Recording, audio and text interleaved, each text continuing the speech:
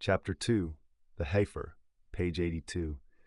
They will ask you what they should spend on others. Say, whatever you give should be for parents, close relatives, orphans, the needy, and travelers. God is well aware of whatever good you do. Fighting in defense is ordained for you, abhorrent as it may be to you. You may dislike something although it is good for you, or like something although it is bad for you. God knows, but you do not. Commentary by Maulana Wahiduddin Khan. Man thinks that the best utilization of his life and wealth is for the benefit of his family. He is happy to expend his wealth for his own desires and ambitions. But Islam urges him to spend for the cause of God, which is quite a different form of expenditure, involving spending on others rather than just on oneself. Another tendency is to expend all one's energy on attaining a high worldly position, something which meets the eye, while everlasting reward, which we as yet cannot see, should be one's most important goal. What man may dislike might be pleasing to God, for that alone will benefit us in the next, infinitely vaster world. In God's sight, evil lies in man giving preference to his own pleasure rather than the pleasure of his Creator. Evil may benefit a person in this temporal world. In the hereafter it will do him only harm. The same is true of all aspects of life. People like to lead free and unrestricted lives, but it is better for them to adhere to God's laws.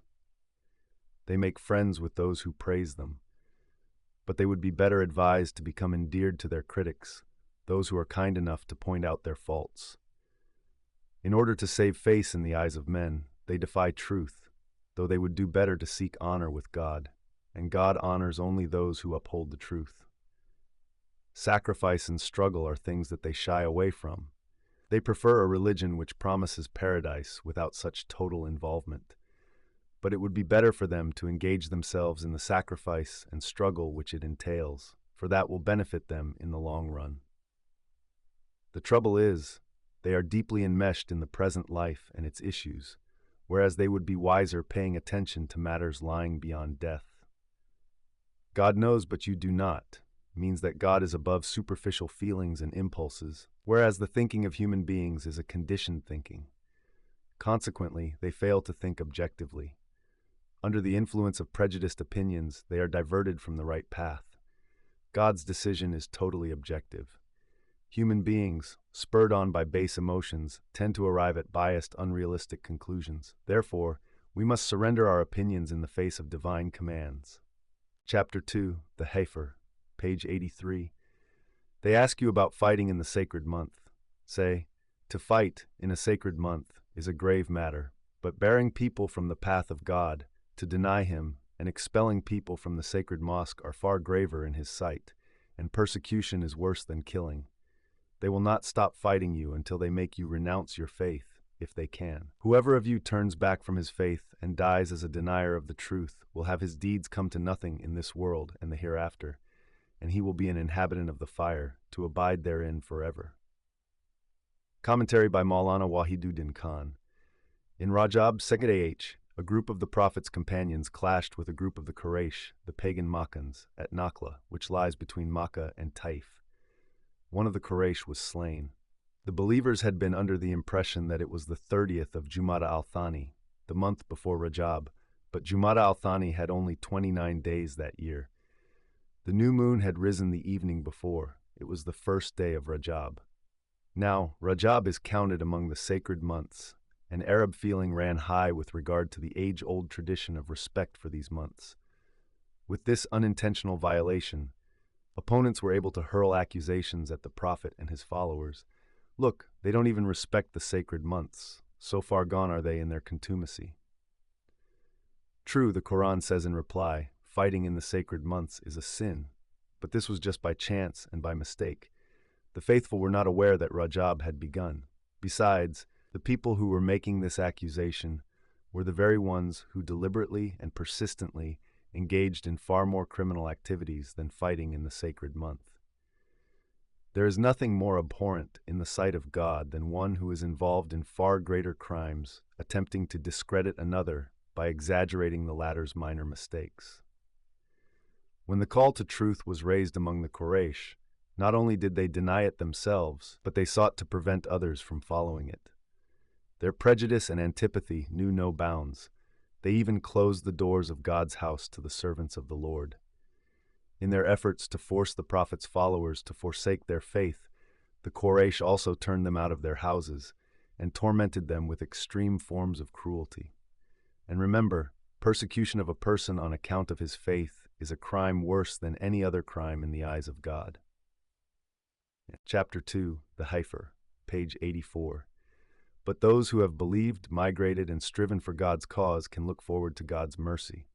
God is forgiving and merciful. Commentary by Maulana Wahiduddin Khan. When the faithful are persecuted in this way and forced to leave their homes, they sometimes even have to take to arms in self-defense. So when the believers were debarred from worship by the polytheists, they were repeatedly subjected to aggression. Such circumstances compelled them at times to take up arms in self-defense. This was a two-sided process which separated the people of God from the enemies of God. On the one hand, some were exposed as servants only of themselves. For who else but one who has no fear of God, pursuing only his own selfish ends, would persecute God's servants? On the other hand, out of this persecution came emigration and peaceful missionary struggle, acts of true faith on the part of those who remained devoted to God through all torment and oppression. There were others, of course, who, unable to withstand the pressure, forsook their faith. That is, such persecution gave the believers the opportunity to show the strength of their faith, and in spite of the adverse atmosphere, their continuing trust in God. This made them stand out from those who, weak in faith, proved unable to withstand the pressure and lost their trust in God. Chapter 2, the Heifer, page 85. They ask you, Prophet, about intoxicants and gambling. Say, there is great sin in both, although they have some benefit for people, but their harm is greater than their benefit. They ask you what they should spend in God's cause. Say whatever is surplus to your needs. Thus God makes his commandments clear to you so that you may reflect. Commentary by Maulana Wahiduddin Khan. The answers to the above questions reveal certain fundamental principles. Firstly, if something does more harm than good, it should be eschewed. Secondly, any wealth in excess of one's actual needs should be spent for the cause of God.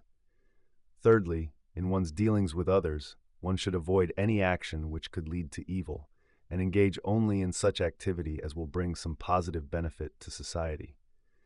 Let us concede that after drinking wine, a person becomes elated, and gambling could be looked upon as an easy way of making money without having to work hard for it. But, viewed from a purely moral angle, drinking and gambling lead to such spiritual danger as far outweighs any benefits they may confer. The same rule applies to other human activities. If they are calculated to be more harmful than beneficial, they are to be avoided. Social celebrations, political initiatives, personal enterprises, all the activities of one's life, in fact, should be evaluated in terms of this standard before one ever considers engaging in them. Chapter 2, the Heifer, page 86, upon this world and the hereafter. They ask you about orphans. Say, promotion of their welfare is an act of great goodness. There is no harm in your living together with them, for they are your brothers. God knows the mischief maker from the reformer. If God had so willed, he would have afflicted you with hardship. Surely God is mighty and wise. Commentary by Maulana Wahiduddin Khan. Who can truly call himself a true believer? He who makes the next world his goal, and who is constantly striving to find favor with his Lord. Such a man does not make worldly possessions his aim in life. This does not mean, however, that he renounces the world, for a certain number of material things are an obvious necessity. It simply means that when he makes a living and engages in worldly activities, he does so only in so far as such action is related to acquiring the bare necessities of life. His purpose in life is never to amass wealth. His purpose, on the contrary, is to gain the blessing of his Lord. So, out of whatever he has, he keeps only what he really needs for himself and spends the rest for the cause of God. If we were to attempt to state, in explicit legal terms, how men should deal with their fellow men and how they should conduct their business, this would be too complicated in the context of daily living. It is, therefore, more useful to lay down some fundamental guidelines, to wish others well and to keep in mind not just our own interests, but also the interests of those with whom we have to deal, thinking of them as brothers.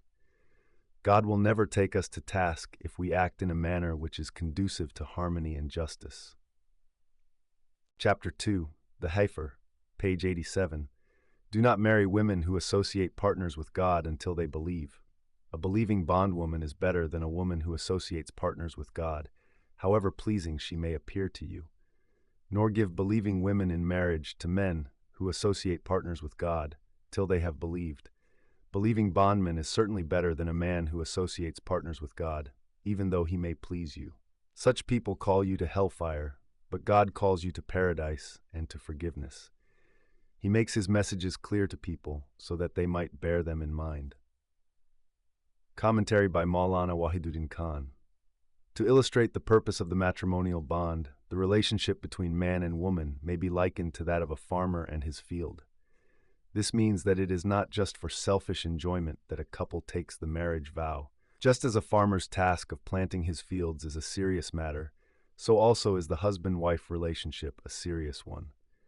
Various factors have to be taken into account, certain guidelines followed. The first thing to be taken into consideration when choosing a spouse is belief.